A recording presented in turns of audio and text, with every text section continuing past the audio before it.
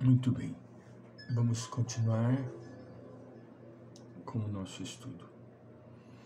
Jonas diz assim, que o seu centro de atividade é o ego, que somente se considera a si mesmo, evitando espraiar-se em direção das demais pessoas, em cuja convivência poderia aurir entusiasmo e alegria, retomando o arado que sulcaria o solo dos sentimentos para a plantação da boa vontade e do bem-estar.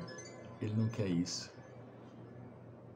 em hipótese alguma, porque ele, como o ego ele está sendo dirigido pelo ego, e o ego é centralizador.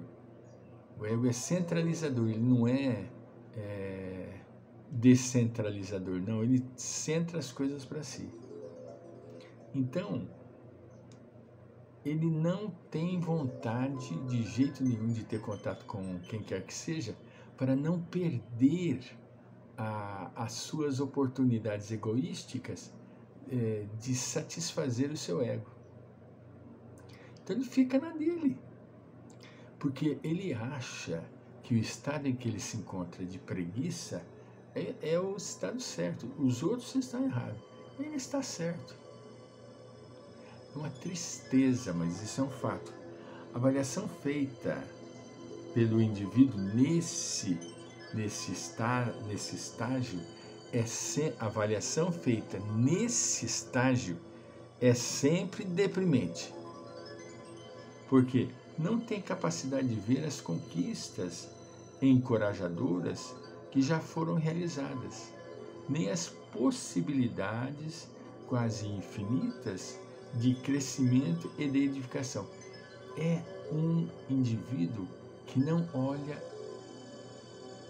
para o lado direito, lado esquerdo, não olha para trás, é centralizador em si próprio. Quantas conquistas ele já teve, mas ele esquece. E quantas infinitas oportunidades ainda existem de melhoria, ele não quer saber disso, em hipótese alguma. Para que ele saia em direção a essa mudança, ele tem que deixar o seu estado, o seu marasmo, a sua preguiça, entende? Para ir para o campo da atividade.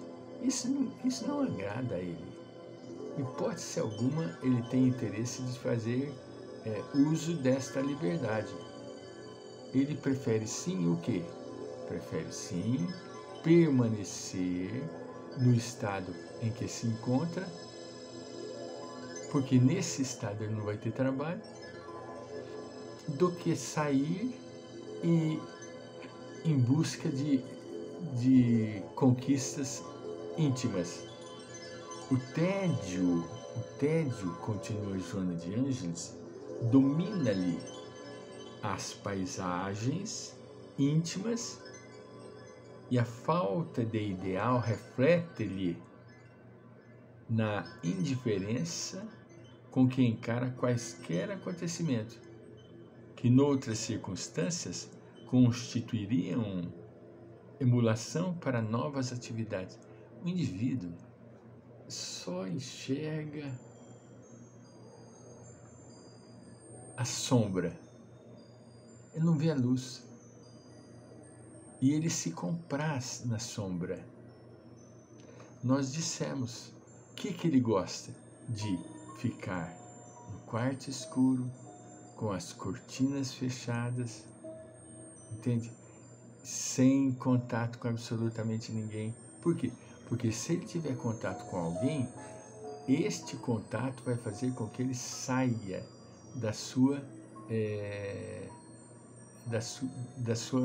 do seu repouso, da sua preguiça, da sua lentidão. Então ele não quer isso para ele em hipótese alguma. Isso para ele só traz transtorno, só traz infelicidade. Então, ele busca sim o quê? Aumentar o quadro de preguiça. Mergulhar fundo na sua depressão para que ninguém venha incomodá-lo. Esse desinteresse, continua Joana, surge quase sempre da falta de horizontes mentais mais amplos, da aceitação de antolhos idealistas que impedem a visão profunda e complexa das coisas e das formulações espirituais, limitando o campo de observação cada vez mais estreito que perde o colorido e a luminosidade. Ele vai fechando, até acontecer isso o que Joana falou. Se torna tão estreito que perde o colorido, perde a luminosidade.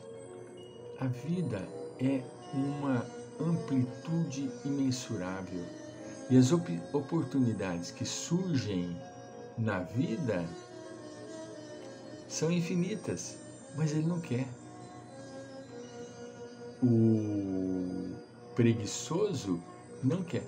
Esse preguiçoso que nós estamos citando aqui já é um preguiçoso patológico. Já é uma patologia aonde leva o indivíduo a um quadro doentio. Ele vai desenvolver uma depressão, vai desenvolver uma psicose maníaco-depressiva, ele vai desenvolver uma série de outros elementos psíquicos doentios que não favorece absolutamente ao seu crescimento. Muito pelo contrário, aprisionam. Ele fica aprisionado no seu tédio. Esse termo que Joana colocou, de grande importância, é uma pena. Quantas e quantas pessoas se suicidam por estarem vivendo momentos de tédio? O tédio domina-lhe as paisagens íntimas, porque o tédio destrói. O tédio tira o colorido, o tédio não deixa a visão panorâmica, não. É uma visão, como ela diz, estreita, ilimitada. Não tem colorido, perde o colorido, perde a beleza. Por isso que a pessoa precisa, o mais rápido possível, sair deste estágio em que ele se encontra. Mas ele não se coloca predisposto? Não importa. Nós precisamos sim usar as palavras do Cristo. Tocarmos o coração com afabilidade, com serenidade, tocarmos o coração com amor, fazermos com que a pessoa compreenda que ele só vai se prejudicar se permanecer nesse estado. Esse estado vai transformar seu químismo orgânico de tal forma que fica difícil ele retomar a uma nova postura e, acima de tudo, sair do quadro psíquico em que ele mergulhou. Nada mais é do que um casulo que ele cria para si próprio. E, infelizmente, ele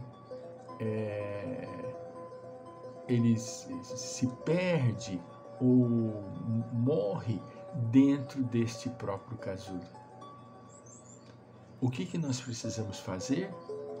Muita oração e atendê-lo com carinho, com amor, com benevolência e com compreensão, extrema compreensão.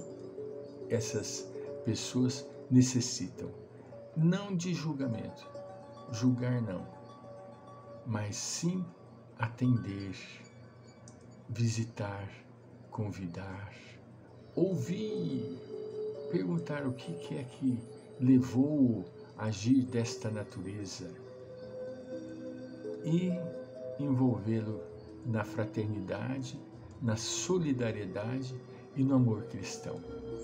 Voltaremos.